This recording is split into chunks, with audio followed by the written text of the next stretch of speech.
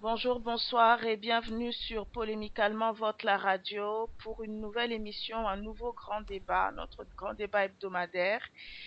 Aujourd'hui, le thème que nous avons choisi, c'est la communication et j'ai trois invités de choix et de taille avec moi aujourd'hui. On va commencer par un habitué de la maison. Ça a été notre premier partenaire. Son média a été le premier, je vais dire ça comme ça, à nous donner de la voix lors de notre premier débat. Monsieur Elom Sow de Elom TV. Comment tu vas, Elom? Très bien, bonsoir, bonsoir tout le monde. Bonsoir, je suis très contente de t'avoir avec nous aujourd'hui.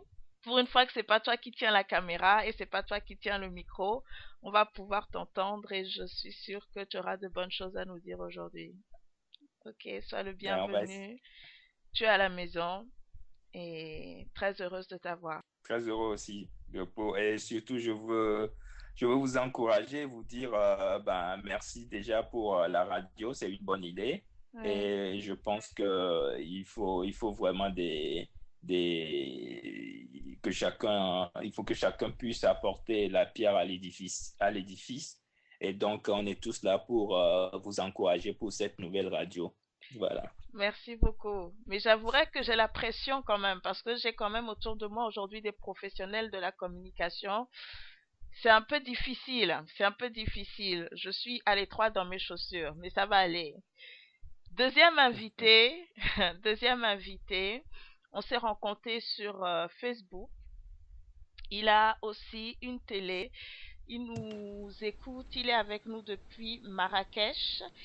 Et c'est le fondateur et le patron de Marbos TV, Monsieur Marcelin Bossou. Comment tu vas, Marcelin? Bonsoir, bonsoir tout le monde. Je vais bien, merci Delali. Merci de m'avoir invité dans cette émission. Oui, J'espère qu'ensemble on va apporter des idées, des solutions, pourquoi pas des suggestions au développement de tout ce que nous pourrons entreprendre. Voilà ce que je peux dire. Merci et salut à Elon et à l'autre invité Eric aussi. Bonsoir à tous. Voilà. merci Bonsoir. beaucoup. Et le troisième, last but not least, comme on dit bien, vous devez le connaître. Sa page est assez connue aussi sur la toile. Il nous informe régulièrement des infos de ce qui se passe au Togo. Grâce à lui, on se sent un peu plus proche, nous qui sommes de la diaspora de la mère patrie. Je veux parler du fondateur de Togozine, Monsieur Eric Zotti. Eric, comment tu vas? Je vais très bien, merci Delali. Bi- C'est un honneur d'être parmi les invités d'aujourd'hui et comme Elom le disait, félicitations pour le projet. C'est vraiment un truc important de donner une voix aux gens qui veulent participer au développement du pays et de la diaspora collective. Donc, le petit peu que nous pouvons ajouter, ce sera avec honneur qu'on le fera. Merci beaucoup et merci pour vos encouragements. Ça me touche beaucoup et on va essayer d'être à la hauteur de vos attentes. OK? On va rentrer dans le vif du sujet. Donc à nos auditeurs, on va vous parler de communication aujourd'hui. L'émission va se dérouler en trois étapes. On va capitaliser beaucoup sur l'expérience de nos invités aujourd'hui et ils vont nous parler d'eux, ils vont nous parler des boîtes et des groupes qu'ils ont montés, ils vont nous dire comment ça se passe, leur domaine de compétences. Et ensuite, on va parler de la communication en Afrique. On va faire un petit check-up, on va voir comment ça se passe. Et on verra une dernière partie, on va voir si nous, en Afrique, on utilise bien la communication. Est-ce que pour nous c'est un atout ou parfois est-ce que sans le savoir, la communication devient plutôt un piège pour nous. Ça va faire partie, pardon, des questions qu'on va se poser aujourd'hui. Et on va finir l'émission en abordant les nouvelles et les nouveaux médias qu'on a aujourd'hui grâce à Internet. Est-ce que c'est un moyen d'ouvrir un petit peu le marché? Voilà. Donc, je vais commencer avec Elom. Elom, je vais te laisser nous présenter Elom TV. Et aussi, je pense que tu as une autre société qui s'occupe de la communication, je pense. ESSO Communication, si mes souvenirs sont bons, si je dis pas de bêtises. Oui, c'est SO Communication, SO Communication. Ah, tu Et vois, oui, c'est mon côté togolais qui me... Donc, c'est So donc, Communication. Ne vous moquez pas de voilà. moi. So Communication. Ok, donc je te laisse la Ouais. parole. Donc, Elom TV, en fait, Elom TV, c'est une idée qui est née comme ça au sein de la diaspora, des jeunes de la diaspora. Donc, cette web TV a été créée par des jeunes de la diaspora pour informer la diaspora et informer les Togolais et les Africains du monde entier. En réalité, ce projet a commencé il y a de cela 6 à 8 mois, voire un an. Mhm, Donc, nous avons le projet, c'est un projet par étape. Et la première étape a été de mettre en ligne cette web TV pour permettre aux gens d'être informés mhm, et aussi de promouvoir les artistes togolais, qu'ils soient togolais ou africains ou mhm. autres d'ailleurs. Et donc, c'est une web TV généraliste qui fait son travail comme on peut. C'est vrai que c'est dur, hein, même si, comme on l'avait dit en off avec Marcelin, euh, une télévision, déjà à la base, c'est très compliqué à gérer, que Bien ce soit sûr. sur le plan financier ou sur le plan personnel et tout ça. Mhm, Une web TV n'est pas, même si c'est moins difficile, c'est toujours aussi difficile parce qu'il faut avoir le matériel qu'il faut, les caméras et tout ça. Mais on essaie de faire ce qu'on peut pour mettre la diaspora au courant de tout ce qui se passe au Togo, tout ce qui se passe dans le monde et tout ce qui se passe en Afrique surtout. Et voilà, donc c'est la première société. La deuxième, c'est So Communication. So Communication est une agence de communication qui est basée au Togo et qui a pour objectif la promotion et surtout le premier objectif, c'est la production cinématographique et audiovisuelle. Parce que moi, par ma formation, je suis plus un producteur qu'autre chose, même si mhm. avec d'autres formations, j'ai fait de la communication pure et dure, je suis plus un producteur, un artiste, un réalisateur. Mhm. Et donc, voilà, c'est fait de la production cinématographique et audiovisuelle, mais aussi il y a plusieurs départements dans cette agence de communication. Cette agence s'occupe aussi des nouveaux médias, elle s'occupe de la création de sites Internet, de la publicité, et de la gestion de tout ce qui a rapport avec la communication, la valorisation des entreprises et tout ça. Cette Ok. boîte qui commence par travailler au Togo n'est pas très connue, mais nous pensons elle se fera connaître dans les mois à venir. Et surtout, notre projet vise 2012. Donc, à partir de 2012, on sera connu à Lomé. Voilà. Ok. Merci. Donc, en fait, toi, tu as fait le pari carrément d'installer ta boîte directement à Lomé. Oui, Enfin, je suppose que oui, tu as des gens sur place là-bas, mais tu l'as enregistré, tu l'as installé directement, tu as basé le siège, si je peux dire ça comme ça, de ta boîte à Lomé, sachant que tu vis en à Occident. part- oui, hein, oui. En fait, la Web TV, elle est basée en France, mais Oui, l'agence de communication, elle est basée au Togo. Elle est basée au Togo. Elle vise pas seulement le marché togolais, elle vise le marché de la sous-région parce que nous ne l'aurons pas. Il faut se dire la vérité, le marché togolais est trop petit pour faire de la communication. Il y a beaucoup de boîtes de communication au Togo et la oui. concurrence est rude. Donc, mais elle est vraiment basée à Lomé. C'est aussi une façon, c'est un défi à relever. C'est Mhm. aussi une façon d'apporter quelque chose, de faire un transfert de technologie, un transfert de connaissances et aussi de travailler avec des jeunes qui sont sur place, qui ont fait des formations, qui veulent travailler, voir autre chose que ce qui se fait déjà sur le terrain, de leur apporter les moyens qu'il faut pour qu'ils puissent développer surtout des œuvres artistiques et d'aller plus loin dans ce qu'ils font pour que nous puissions devenir plus ou moins concurrentiels par rapport aux autres. Là, maintenant, en Afrique et surtout au Togo et en Afrique en général, on sait que tout ce que nous regardons, c'est des œuvres qui viennent de l'Occident, c'est des œuvres qui ne reflètent pas vraiment l'Afrique. Donc, même si le combat sera dur pour vraiment faire sa place sur le plan national et sur le plan africain, je pense que c'est un défi pour nous jeunes de toujours penser à faire un transfert de connaissances et un transfert de technologie, mais aussi à pouvoir donner l'opportunité à ceux qui sont au pays de montrer qu'ils sont capables de beaucoup de choses, et c'est seulement parce qu'ils n'ont pas les moyens qu'ils n'arrivent pas à faire ce qu'ils doivent faire. Donc voilà, c'est le défi que nous cherchons à relever. Ce n'est pas seulement un projet comme ça pour dire je vais bâtir la boîte au Togo, mais c'est aussi une façon de nous dire, rapprochons-nous du pays, rapprochons-nous des jeunes pour que nous puissions ensemble travailler pour voir ce que nous pouvons apporter à notre pays d'une manière ou d'une autre. Ok.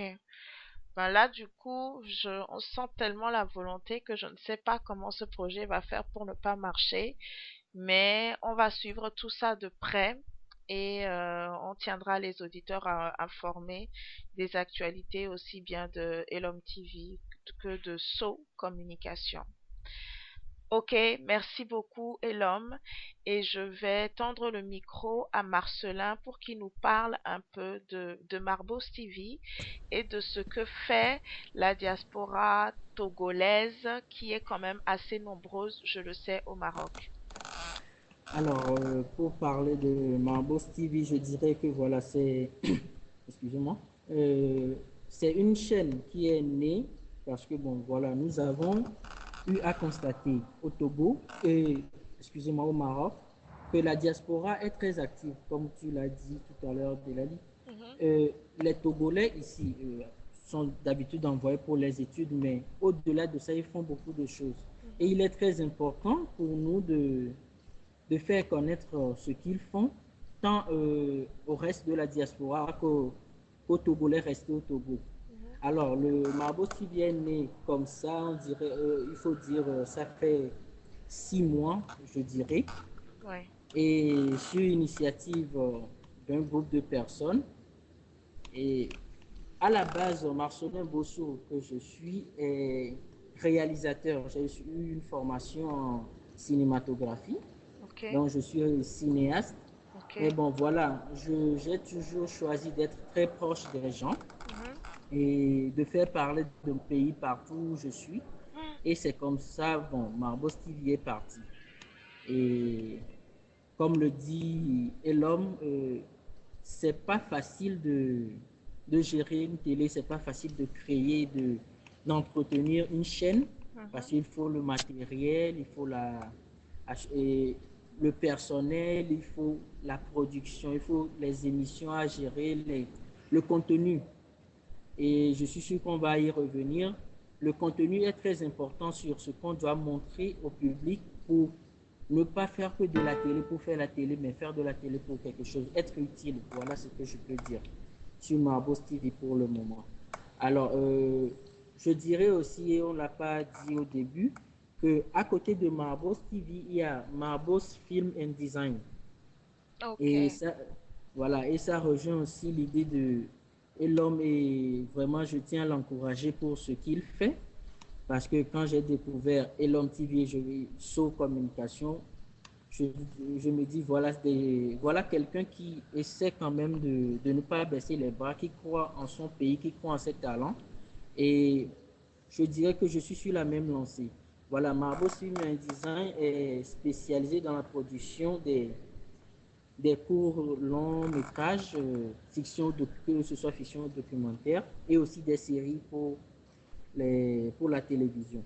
Au-delà de ça, nous avons pour ambition de créer et de produire des émissions télé qui seront diffusées et qui parleront du Togo et bien sûr des Togolais dans le monde.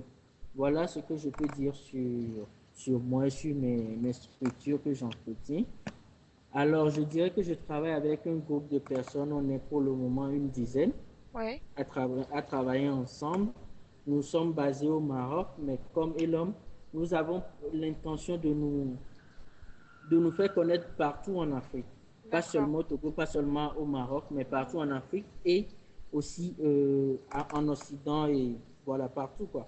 Parce qu'il est important de faire connaître nos capacités, nos connaissances et nos potentialités. Ouvrir les portes, faire découvrir nos compatriotes et même d'autres. Quand je parle de compatriotes, je parle de toute l'Afrique.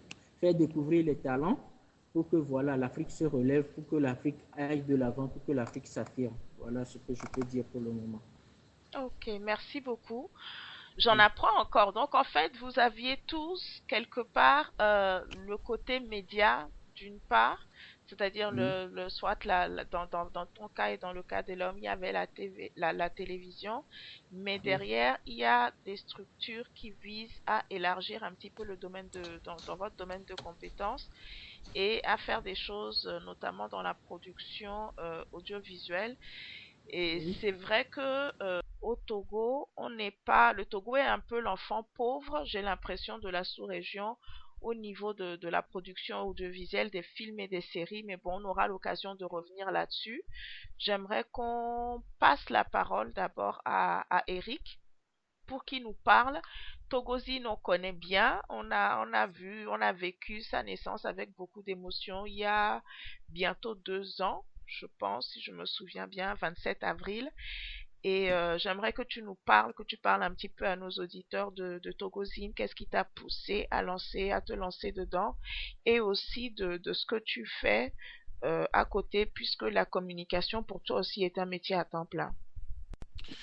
Oui, merci et franchement, je suis vraiment honoré d'être en présence des deux autres invités compte tenu des efforts qu'ils font. Mm. En fait, j'ai lancé les entreprises comme La Vie en 2003 et on est basé à Melbourne, en Floride. Mhm, Et nous sommes spécialisés dans la stratégie Internet en matière de marketing. Notre équipe a plusieurs capacités en matière de développement, de production, mais surtout, on a une équipe basée en stratégie. Nous avons collaboré avec des campagnes politiques et des campagnes commerciales ici aux États-Unis. mhm, Et et récemment, nous avons eu le contrat de la campagne de Yahi Boni au Bénin. mhm, Donc, on commence à avoir des entrées sur l'Afrique et un peu partout. mhm, Le projet Togozil m'est venu à l'idée il y a 2 ans, comme tu le dis, un peu avant les élections, parce que c'était une période où il y avait des informations qui sortaient un peu partout du Togo, mais il était difficile de déterminer l'objectif de la subjectivité de ce qui sortait. mhm, Vous avez des sites comme MO5 qui sont complètement à une opposée des données et des sites comme Republic of Togo qui sont complètement de l'autre côté. Et, et le problème de la diaspora, c'est de pouvoir avoir des informations sur lesquelles on peut compter mhm, sur lesquels on peut compter. Donc, au lieu de critiquer ce qui se passait sur le terrain, nous avons décidé de créer une structure qui n'a pas de but lucratif pour ne pas être influencé par les besoins de gains actifs et créer une structure qui permette à la diaspora d'être au courant de ce qui se passe sur le terrain. mhm, Le modèle que nous avons mis en place, c'est que les informations seront fournies par les professionnels, mais aussi par les amateurs. Ce qui veut dire que n'importe qui veut soumettre un article ou une opinion à Togozine peut l'envoyer et ce sera publié avec mention que ceci est une opinion. Et c'est la vision que nous avons mise en place. Et comme tu le dis, le début a été très émotionnel. Et nous parlerons plus tard des difficultés quand on se lance dans les médias, surtout dans la sous-région. Mhm. Mais c'était ça la vision de Togozine et c'est ce que nous avons mis en place. Du point de vue financier, Togozine est complètement financé par les entreprises comme la vie Mhm. et ça nous permet de ne pas avoir à faire des gains sur Togozine parce que lorsque les sous rentrent en jeu, les discussions et les priorités changent. Et nous avons voulu maintenir l'objectivité de la plateforme et c'est pour cela que nous l'avons fait ici. En ce moment, nous nous préparons à lancer un projet sur le plan panafricain qui est basé sur le même exemple que Togozine, mais étendu sur le continent entier, qui va s'appeler africage.com. Et donc, c'est là où on en est. Ok, ok. Africage.com, on retient et on suivra aussi. Et bravo, bravo. Je ne savais pas, j'avoue que autant je connaissais Togozine, mais je ne savais pas, je ne connaissais pas ce but non lucratif pour comme tu dis, préserver un petit peu votre indépendance. Et on va rebondir un petit peu là-dessus.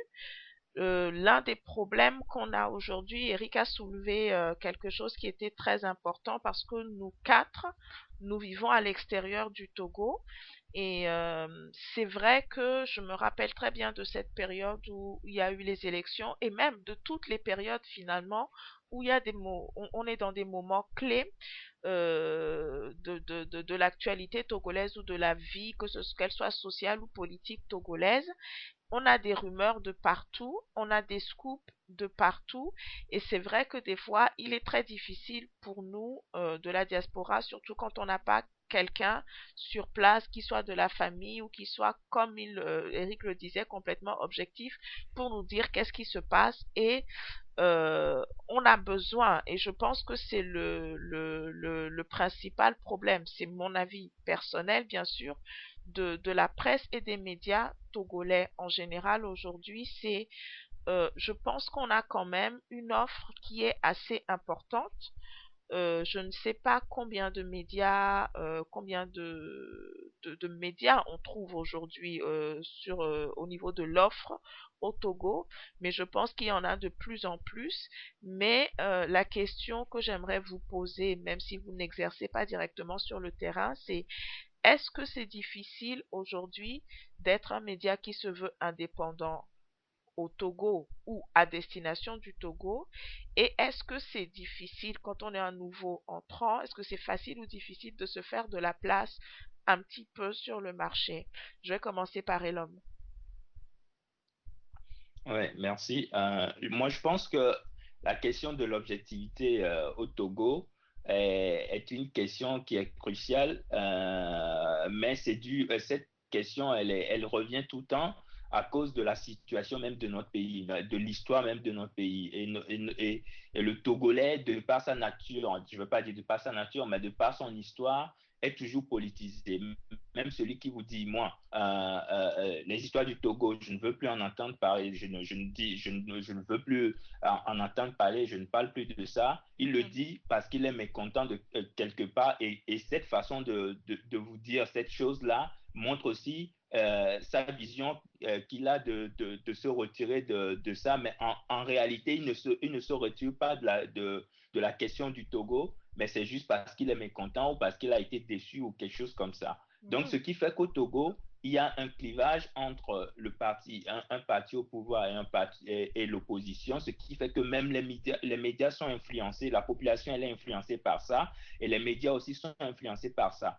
Donc, ce qui fait que dans le cas du Togo, qui est un cas qui est un peu particulier quand même, parce que le Togo même est un pays tout à fait particulier. On se retrouve avec des personnes qui sont des journalistes ou qui ont des médias qui, partout dans le monde, on trouve des médias, que ce soit aux États-Unis ou en France, on trouve des médias qui sont de gauche ou de droite ou Bien qui sûr. sont démocrates ou ceci. Mais au Togo, c'est que les gens, d'abord, il y a la question financière. La question financière quand on a des groupes de presse où il faut de l'argent pour faire vivre ces groupes de presse. Donc, ou soit les gens parce qu'il y a la nécessité de gagner de l'argent, comme l'a dit Eric, la nécessité en fait de gagner de l'argent fait que déjà les gens sont influencés et euh, veulent être du côté d'un parti ou du côté d'une force donnée pour pouvoir bénéficier des intérêts que cette force-là peut leur procurer. Mais ça aussi, c'est dû à quoi? C'est parce que souvent, les médias, que ce soit la presse écrite, souvent c'est la presse écrite, hein, parce que les médias, la télévision, on n'en a pas 10 000 non plus au Togo. Par contre, les radios, on en a pas mal maintenant. Et la question de la presse écrite, c'est que voilà, les gens, à partir d'un moment, ils se disent, il faut bien que je gagne ma vie.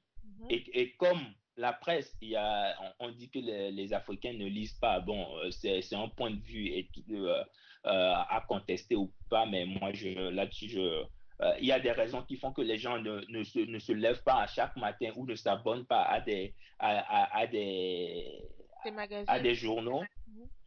À des journaux voilà, il y a pas d'argent. Donc, il faut que ces journaux, il faut quand même qu'ils vivent de ce qui fait qu'ils sont ou soit d'un côté ou soit de l'autre. Donc, ça pose d'abord un problème, c'est un problème financier.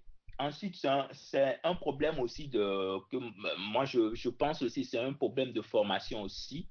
Ouais. Parce que je pense que dans nos pays, il n'y a pas non plus 10 000 écoles de journalistes et tout ça, ce qui fait que c'est vrai que les gens font un effort pour être objectifs, mais la déontologie qui doit être dans le travail du journaliste, on retrouve pas toujours cette déontologie parce que les gens n'ont pas été formés pour faire ce qu'ils font.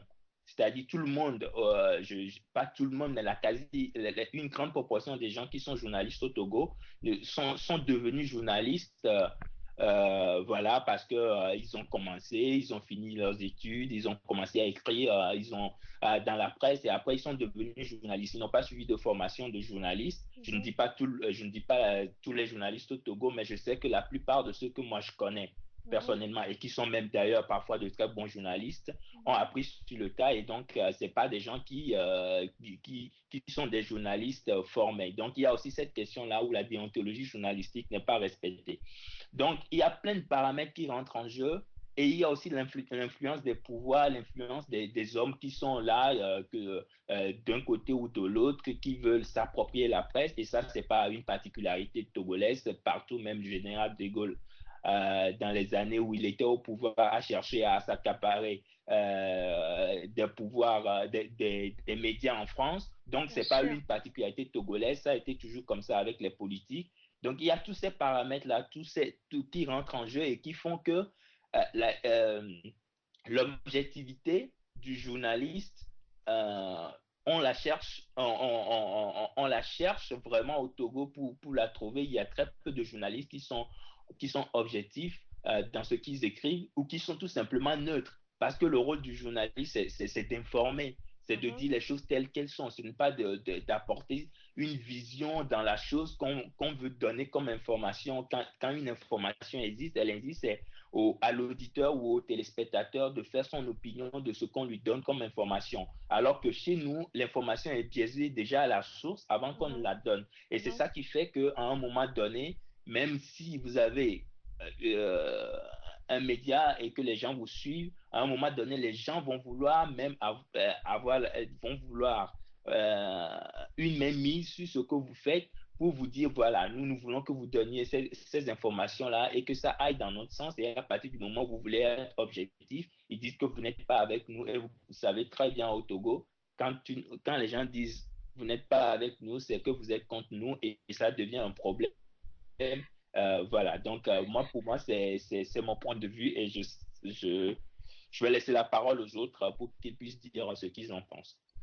Ok, donc en fait au Togo, si tu n'es pas avec moi, tu es forcément contre moi, si j'ai bien compris. Oui, c'est Ok, je vais rebondir là-dessus et on va donner directement la parole à Eric. Pourquoi? Parce que c'est parmi nous aujourd'hui le seul représentant de la presse écrite, est-ce que tu te reconnais un petit peu de par tes expériences, que ce soit toi ou les personnes hein, qui participent, qui produisent pour Togozine, est-ce que vous ressentez, est-ce qu'elles te rapportent, est-ce que vous ressentez ce souci sur le terrain, ces petites pressions, si je veux dire, est-ce que c'est difficile aujourd'hui d'écrire quelque chose en ne prenant pas parti, Eric? Il faut d'abord que nous sachions de quel pays nous parlons. Nous parlons du Togo. Oui, Donc, comme Elom le disait, le, le parti pris fait partie de la nature togolaise. oui, Que ce soit du milieu économique, que ce soit dans la communication ou que ce soit même dans le sport oui, au Togo, il y a des problèmes qui sont indépendants de ces industries-là que nous devons tacler. Avant même de commencer à résoudre les problèmes au niveau de l'industrie elle-même. Quand Elon parle de déontologie, par exemple, nous n'enseignons même plus l'éducation civique dans nos écoles au Togo. Donc, c'est vrai. ce n'est pas juste dans la profession que la déontologie est enseignée aux gens. L'une des pratiques que nous connaissons le plus au Togo, c'est Tamea. So, et Tamea, ce n'est pas seulement dans le journalisme. Tamea, c'est quand tu vas faire ton passeport au service des passeports au Togo, même si ton dossier est en ordre, si tu ne fais pas Tamea, ça ne va pas, ton dossier ne sera pas, personne ne s'occupera de ton dossier. C'est Donc, vrai. la réalité de ce que nous vivons au Togo, c'est qu'on a un niveau de, de corruption qui se permue dans toutes les industries que nous avons sur la place, que ce soit le secteur politique, économique, et cela se retrouve aussi dans le journalisme. La réalité, c'est quoi? Les gens doivent manger. Quand nous avons lancé Togozine, tout le monde a dit oui, d'accord, on va faire un truc sans profit et nous allons nous dédier à promouvoir les informations. Euh, la production de Togozine, nous n'avons pas donné des nombres ici, mais le coût de lancement originel de Togozine a été quand même assez élevé à l'époque. On n'avait pas certaines des technologies dont nous disposons en ce moment. Donc, et quand on parle de heures humaines, qu'il fallait payer à l'époque aussi. Mais nous avons lancé tout ça et on avait environ 14 personnes sur le terrain qui produisaient à une période donnée ou autre, presque à plein temps, des articles pour Togozine. Aujourd'hui, il n'en reste que 2. Mhm. Et et la réalité, c'est quoi? On ne peut pas supporter 14 personnes à la fois en voulant rester neutre comme nous le disons. Il faut faire des sacrifices. Le problème, c'est que les gens doivent manger. Et manger au Togo, des fois, signifie ne pas se tenir à côté de ces valeurs. Mhm. Comment changer ça? C'est qu'il faut que nous aidons, il faut rééduquer la population à comprendre certaines des pratiques commerciales. C'est-à-dire qu'on n'a pas besoin de se prostituer pour se trouver à manger. Et c'est ce thème-là que nous n'arrivons pas à inculquer sur la place parce que quand vous allez à Lomé, vous allez voir vous-même la situation vraiment difficile. Donc, quand vous tenez des propos comme ça à quelqu'un, on va te dire clairement, mais toi, tu vis à l'extérieur, tu ne comprends pas les réalités du terrain. Bien sûr. Donc, discutons de ces choses, nous devons vraiment tenir compte des réalités sur le terrain. Pourtant, il faut aussi dire que malgré, quelle que soit la difficulté de ce qui se passe sur le terrain, des trucs comme l'objectivité et l'honnêteté ne peuvent pas être sacrifiés aux produits du ventre. Mhm. Et donc, en fait, c'est ça, il faut quand même balancer. Parce qu'aujourd'hui, nous recevons nos informations des sites comme Republic of Togo. Et la dernière fois, il y a un article qui circulait sur Internet où ils avaient fait un reportage sur la fête des ignames et ils avaient mis une photo de patates douces. Et malgré l'ironie de la situation et ce qui fait rire, la réalité sur le terrain, c'est que c'est l'un des sites qui a les moyens financiers euh, pour pouvoir et les accès pour pouvoir couvrir les informations sur le terrain. Donc, ce sont les difficultés que nous voyons, mais il y a aussi des gens comme Giri Tama et Tété Aignon et certains des autres acteurs sur le terrain qui forment la jeunesse sur l'utilisation des informations alternatives comme les blogs, et ce qui permet maintenant d'ouvrir le marché de la communication au Togo, et nous reparlerons plus tard de cette technologie-là. Oui, on en reparlera plus tard parce que c'est vrai que quand on regarde un petit peu sur la blogosphère togolaise, on est vraiment étonné du talent qu'il y a, et il y a des personnes effectivement qui, nous l'espérons, pourront petit à petit faire surface et accoucher d'un nouveau journalisme. Marcelin, est-ce qu'au niveau du Maroc, j'ai l'impression, maintenant peut-être que c'est une idée reçue, j'ai l'impression que la diaspora togolaise au Maroc est plus pacifique et on va dire plus unie. J'ai l'impression qu'elle est moins, on sent moins ce clivage idéologique et politique que au niveau de la diaspora togolaise, que j'aime beaucoup, mais parisienne, enfin française, ou même aux États-Unis, où vraiment, quand on regarde sur la toile, en gros, grosso modo, quand la diaspora se cogne, c'est soit celle de Paris, entre guillemets, pour dire celle de France, ou celle des Mhm. États-Unis. Mais c'est très très rare, je ne sais pas si mes invités vont confirmer, qu'on entende que la diaspora togolaise au Maroc se cogne.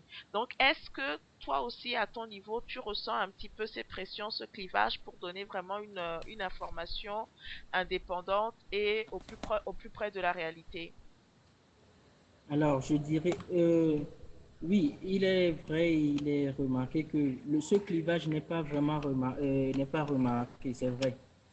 Pourquoi elle n'est pas remarquée? Parce que je dirais que la diaspora au Maroc s'est donné un objectif, Mhm, c'est-à-dire éviter bon, on ne peut pas éviter la politique, bien sûr, mais essayer de regarder dans le même sens pour le développement du pays et oublier tout ce qui est politique. On s'est ok. dit à la base que tout ce qui est politique est division. Et Mhm, on sait très bien que le Togolais, bon, c'est mon avis quand même, mhm, ne maîtrise pas très bien ce qu'on appelle la politique. ouais. Et quand on commence à parler de politique, c'est, comment je peux dire, on s'entre-déchire, alors Mhm, que ce n'est pas le cas. Donc, nous, de notre côté ici, et je ne dirais pas tout le monde, bien sûr, mais la majorité quand même s'efforce d'éviter d'animer, de nourrir des débats inutiles autour de la politique et essayer d'avancer, quoi, de proposer des idées qui pourront faire, comment dire, qui pourront apporter un plus au Togo.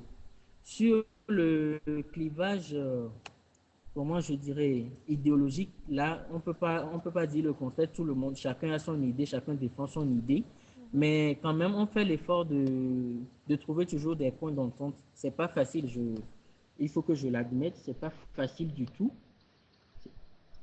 C'est pas facile du tout, mais on essaie quand même d'y arriver. Et oui, voilà, c'est ce que je peux répondre sur la situation de la diaspora togolaise au Maroc, sur les débats, que ce soit politiques, idéologiques, concernant le pays et concernant le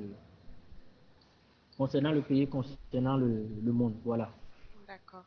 Et Si je est-ce... peux ajouter quelque chose. Oh, vas-y, l'homme. Oui, je voulais dire par rapport à ce que Marcelin a dit, ce qui, je sais pas, je connais pas la configuration vraiment de la diaspora togolaise au Maroc. Oui. C'est peut-être vrai, c'est sûrement vrai d'ailleurs. Mais il faut aussi reconnaître que le profil de la diaspora, des gens qui vont au Maroc, est un peu différent du profil des gens qui viennent ou soit en Europe ou qui vont aux États-Unis, parce que selon ce que moi je sais que la plupart des gens qui vont au Maroc, ce sont des gens qui vont faire des études dans un domaine précis. Souvent, c'est la gestion ou ils font agronomie ou des choses en tout cas précises dans des universités qui ont ou soit pour la plupart souvent une bourse et qui partent là-bas. Donc, c'est la première préoccupation. Ce sont les études. Je peux me tromper, Marcelin. Tu as parfaitement raison. Et l'homme, Voilà. oui. Donc, ce qui fait que la préoccupation première, ce sont les études. Par contre, les gens qui partent, qui viennent en Europe ou qui vont aux États-Unis et tout ça, ce sont des gens qui ont vécu longtemps au Togo, qui ont à un moment donné de leur vie décidé de partir, même si nous tous on est partis, on a fait des études, on est venu ici pour faire des études aussi, mais il y a des profils qui sont, il y a plein de profils qui sont différents et il y a des gens qui sont partis parce que soit ils ont, selon eux, subi des exactions politiques et qu'ils ne veulent plus rester au pays, soit parce que la situation économique ne leur permet plus de rester. Donc, ils pensent qu'ils peuvent aller trouver mieux ailleurs. Donc, ce qui fait que ces gens-là ont plus de mal à supporter. C'est comme, si je peux parler d'exil, c'est comme s'ils étaient en exil en fait. Donc, la situation politique, ça se ressent plus. On a plus du mal à accepter le fait que le pays ne se développe pas et surtout le fait que des gens qui ont fini leurs études ici et qui veulent retourner au pays, qui veulent aller faire quelque chose, ne peuvent pas parce que ils se disent déjà, ceux qui sont partis, on ne leur donne pas l'opportunité d'aller plus loin parce que si tu n'as pas le réseau qu'il faut, tu ne peux pas aller très loin. Tu peux avoir de bonnes idées.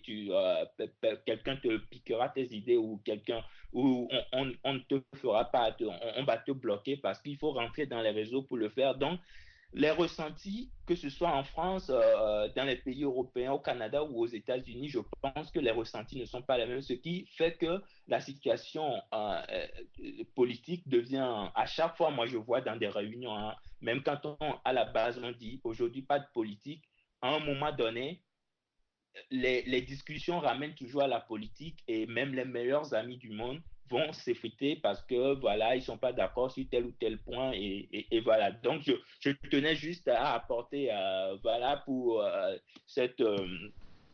apporter ça pour dire que les profils ne sont pas les mêmes, donc forcément, les réactions par rapport au ressenti politique ne sont pas les mêmes non plus. Oui, je dirais à Elom que tu as raison, effectivement, que la majorité des personnes qui viennent au Maroc ici sont des étudiants et surtout des jeunes, de très jeunes d'ailleurs. Et donc, du coup, voilà, ils se préoccupent très peu de la politique ou surtout, ils ne veulent pas en parler, voilà, pour éviter comme on dit, de se créer des problèmes et se focaliser sur les études et finir ce qu'ils sont venus faire. Je suis d'accord avec toi sur ce point. Mais il y a aussi d'un autre côté, maintenant, au Maroc quand même, une certaine, je me dirais, une certaine gamme quand même de personnes, de Togolais qui sont là, qui travaillent ici depuis, je dirais, 15, 20 ans quand même, ils sont nombreux quand même, je le dirais, et qui aussi quand même choisissent de ne pas vraiment s'intégrer dans ces débats. Bon, je ne peux pas parler à leur place, bien sûr. Oui, vas-y, Eric.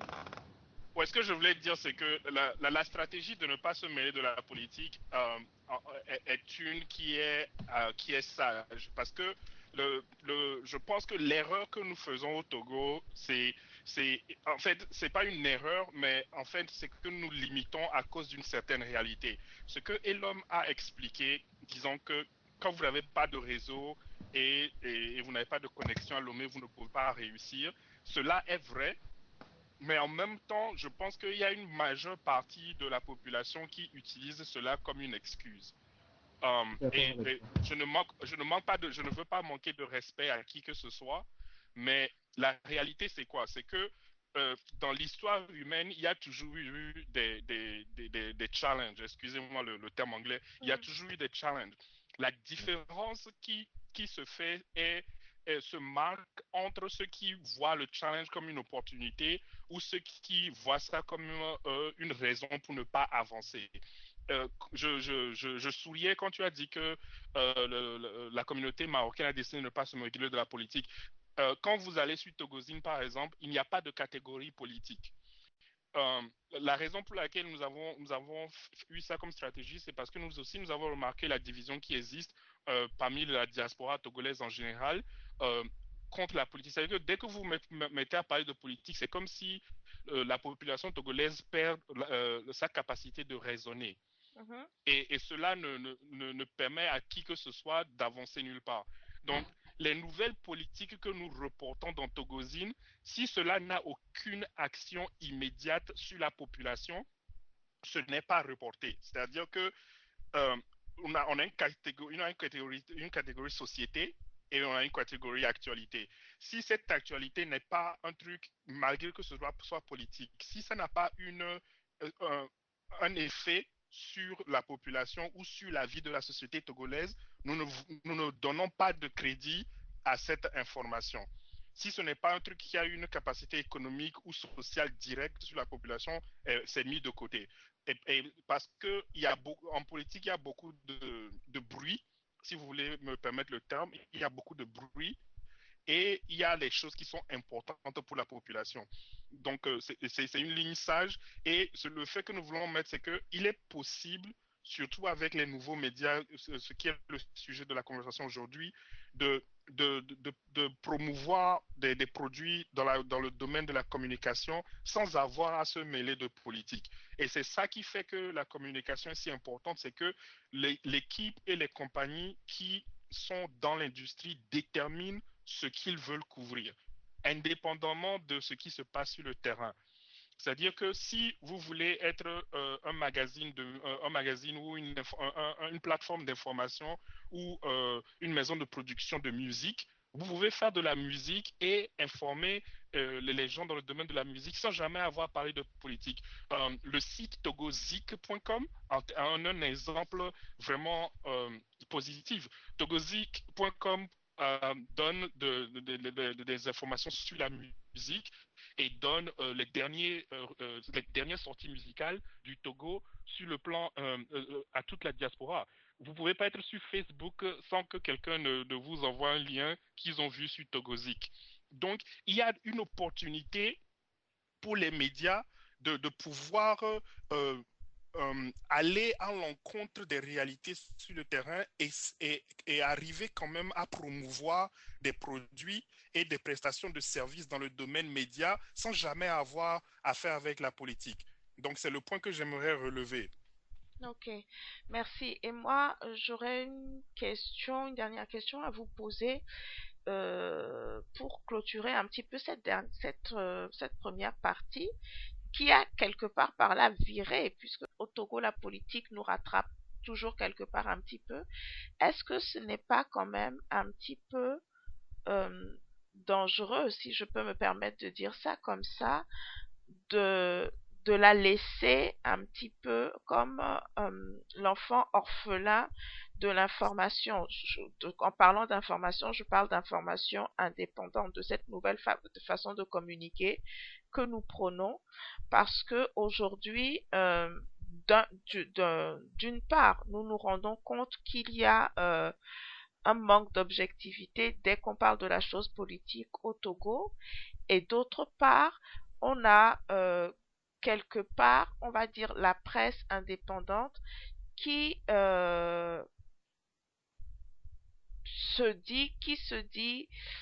qui ne parle pas tant que ça, qui tant qu'elle peut l'éviter, si j'essaie de trouver la bonne formule, va éviter de parler de la chose politique. Mais comment peut-on faire dans ce cas-là, on va dire, pour éduquer et réformer la façon de faire? Parce que aujourd'hui, si on regarde bien, et c'est pas seulement le problème du Togo, mais c'est le problème de l'Afrique. Eric, tu vas me dire ce que tu en penses. Au niveau ce qu'on appelle communication publique, on n'est pas en avance. Aujourd'hui, quand on Oui, regarde un petit peu comment le message est fait passer, j'ai plutôt l'impression, quand on compare à ce qui se fait en Occident, j'ai l'impression que l'Afrique, le Togo, je ne vais pas prendre le Togo parce que je pense que c'est un petit peu toute l'Afrique, est un peu à la traîne et que souvent, par exemple, que ce soit les institutions ou que ce soit les sociétés les entreprises de la société civile ou les institutions, ou voire même les partis politiques ou les hommes politiques, ceux qui ont le moyen et le budget pour, choisissent toujours de prendre une agence de communication à l'extérieur. Comment est-ce que vous expliquez ça? je suis coupable dans cette histoire comme étant une agence commerciale à l'extérieur. Et Et il est vrai qu'il y a eu des marchés pour lesquels nous avons battu des compagnies locales, que ce soit à Libreville, à Cotonou ou à Dakar, pour gagner des marchés pour lesquels des sociétés locales compétissaient. Je ne suis pas d'accord avec l'idée que dans le domaine de communication, nous sommes nécessairement à la traîne. Je pense que ce n'est pas une question, ce n'est pas une course où il y a quelqu'un qui est en avant, il y a quelqu'un qui est derrière. Il y a des réalités dans tout environnement. Le domaine de la communication au Japon n'est pas la même chose que la communication en France ou la communication aux États-Unis. Les réalités sont différentes. Je peux te dire déjà, par exemple, que quand tu vois les informations aux États-Unis, ils ne racontent rien de bon. C'est-à-dire que on te dit quel acteur de Hollywood a épousé qui, ou qui a acheté un nouveau chien et qui a acheté quelle nouvelle robe. La majorité des informations circulent au coup de toi. Toi et moi, nous allons regarder ces dire, mais c'est ça, ce sont des conneries. C'est que je suis aux États-Unis pour avoir des informations objectives. Je suis obligé d'écouter BBC, qui est un organe de presse anglais. Mais donc, c'est ça. Le truc, c'est quoi? Le Togo a ses réalités, on a des technologies locales. Je sais que nous sommes en train de faire une transition sur IPv4 sur IPv6 ou un truc de ce genre. La réalité, c'est quoi? On est en train de gagner du terrain et nous devons apprendre comment adapter les technologies que nous avons sur le terrain aux besoins du terrain. Et ce n'est pas de vouloir arriver au même niveau que les Européens, mais comment utiliser ce que nous avons à cette période dans laquelle nous nous trouvons. Et il faut vraiment féliciter des gens comme Elom et Marcelin qui utilisent leur formation pour pouvoir mettre ça au service de la population. En fait, c'est ça le secret de cette histoire. Qu'est-ce que nous avons et comment utiliser ça? L'exemple que je peux donner tout de suite, c'est quoi? Aux États-Unis, il y a beaucoup de gens qui ont encore des lignes téléphoniques à la maison et qui s'en servent pour beaucoup de choses. La réalité en Afrique, c'est que si nous voulons avoir le même réseau, il va falloir passer des câbles un peu partout. Nous savons au Togo que si tu mets des câbles quelque part, quelqu'un va venir la nuit et les câbles ont eu des problèmes comme ça au nord lorsqu'on mettait le pipeline sur le Burkina. Donc, la réalité, c'est que le Togo doit aller complètement wireless. Et développer ce réseau-là. Et la réalité, c'est que en matière de pourcentage et de pénétration mobile, l'Afrique est au-delà de certains pays comme les États-Unis où la pénétration mobile n'est pas encore avancée. Donc, il faut vraiment changer la perspective avec laquelle nous regardons les problèmes africains et comprendre que certains de ces problèmes sont en fait une opportunité en elles-mêmes. Ouais. Oui, je t'écoute. Oh non, avec Benidjani. Oh, voilà. La bébé. Non, Alors, parce moi, que... Oui, Marcelin. Si je peux prendre la parole. Oui. Je rebondirai sur ce que Eric a dit pour dire. Effectivement, tu disais tout à l'heure qu'on est à la traîne. Nous ne sommes pas à la traîne comme Eric a dit. Oui. Mais c'est parce que je pense, à mon avis, que nous n'arrivons pas à maîtriser, tant au niveau de l'offre que de la consommation, nous n'arrivons pas à maîtriser les technologies qui sont à notre disposition. Je ne sais pas si je réponds très bien à la question, mais bon, on est parti de la politique pour revenir à la communication. Ouais. Chaque organe de presse, chaque média, si je peux dire, cherche d'abord à gagner à gagner de l'argent, oui, voilà, c'est du capitalisme, quoi.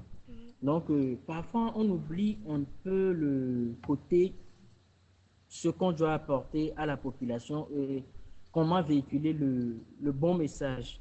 Donc, du coup, comme tu le dis, l'objectivité n'y est pas et voilà, ça donne ce que ça donne. Comme le dit Eric aussi, nous devons passer, il a parlé tout à l'heure du wireless, de passer au sans fil. C'est pas qu'on ne peut pas le faire, on peut le faire, mais moi, je pense qu'il y a peut-être un groupe de personnes qui, quand même, s'accapare la chose et qui veut est-ce que je dirais maintenir la population en dessous de la connaissance, mais voilà, qui quand même ferme les portes, si je peux dire. Donc voilà, c'est juste une petite intervention que je voulais avoir de. Voilà. Ok. Et au niveau, Moi, je voulais, oui, l'homme. oui, par rapport à ce que Eric vient de dire et de ce que Marcelin vient de dire, je suis parfaitement d'accord sur certains points, Mhm. sur beaucoup de points d'ailleurs, mais je suis pas d'accord sur la question. Bon, je vais juste quelques secondes sur la question, par exemple, quand Eric dit, par exemple, que il faut ne pas parler de politique ou être neutre en politique, parce que moi, je ne suis pas d'accord sur ce point, parce que le réel problème, c'est que tout revient à la politique parce que ce sont les politiciens qui décident, ce sont les gens qui sont au pouvoir qui décident. Quand vous prenez une entreprise comme Togo Télécom, quand vous voyez le prix que Togo Télécom fait pour les communications, pour Internet, moi j'ai montré, parce que quand j'étais en train de faire mon business plan, j'ai montré ça à des collègues ici. Le prix de l'Internet au Togo, les gens ont halluciné. Ils disent c'est pas possible. Et c'est pas possible. Pourquoi? Parce que justement, ce que disait Marcelin, c'est qu'il y a il y a pas, le pays n'est pas ouvert à la concurrence. C'est-à-dire qu'il y a pas, on ne laisse pas les autres entreprises venir faire d'autres choses pour concurrencer parce que ceux qui décident sur le plan politique, ce sont eux qui décident sur le plan économique. Et moi, c'est pas une question d'attaquer qui que ce soit, mais il faut dire les choses telles qu'elles sont. Ceux qui décident sur le plan politique, ce sont eux qui décident sur le plan économique et ce sont eux qui décident sur presque tous les plans. Ce qui fait que c'est ce qu'ils veulent, c'est ça qui se fait. Donc, d'une manière ou d'une autre, j'ai lu un article du directeur de Togo Télécom qui nous explique que, oui, en fait, le problème, c'est que le Togo n'est pas câblé par les océans et tout ça. Donc, il faut passer par le Burkina, il faut passer par le Mali. Et à chaque fois qu'on passe par le Mali ou qu'on passe par le Burkina pour arriver au Sénégal avant d'être câblé, on paie le kilomètre de câble qui passe dans ces pays, ce qui fait que le pays devient ce qui fait que la communication devient très chère. Donc, ils doivent répercuter le coût sur la communication. Certes, mais qu'est-ce qu'on attend pour que le Togo soit câblé, pour que, on nous dit en 2012 ou 2013, il y a un câble qui passe d'Afrique du Sud vers l'Angleterre et vers l'Angleterre. Ce projet-là, sur lequel on a beaucoup communiqué, au final, on ne sait pas si ça va se faire ou pas. Donc, on attend. Donc, ce qui fait que euh, Internet, par exemple, ça coûte tellement cher qu'il n'y a que 5% de taux de pénétration d'Internet au Togo. Comment est-ce qu'on peut, alors qu'aujourd'hui, on sait que les entreprises qui se créent sur Internet dégagent beaucoup de bénéfices et profitent à la population. Aujourd'hui, moi, ça fait des années, je n'achète plus rien, mes bouquins et tout ça, je ne les achète plus, je ne vais plus dans une librairie, je l'achète par Internet. Mais au Togo, même moi, quand je fais un montage et que je veux, par exemple, mettre ce montage sur l'MTV, je réfléchis au fait s'il faut le faire, s'il faut faire ce montage, s'il faut le faire en haute définition ou s'il faut le faire en définition standard parce que je me dis, ben, les gens à Lomé, ils vont ramer pendant des heures pour pouvoir juste lire 5 minutes de ma vidéo. Et il y a plein de gens comme ça qui reviennent, qui viennent en France et qui me disent, et c'est en France qu'ils regardent les vidéos, ils me disent, ben, moi, j'ai jamais pu voir ça au Togo. À chaque fois que je suis dans un cyber ou quelque part pour regarder, je n'arrive pas à voir ça. Donc, la question de la politique, c'est là où on peut tomber dans un piège si on dit, il ne faut pas faire de la politique. Seulement, moi, ce que je dis, c'est, il faut faire de la politique de façon réfléchie.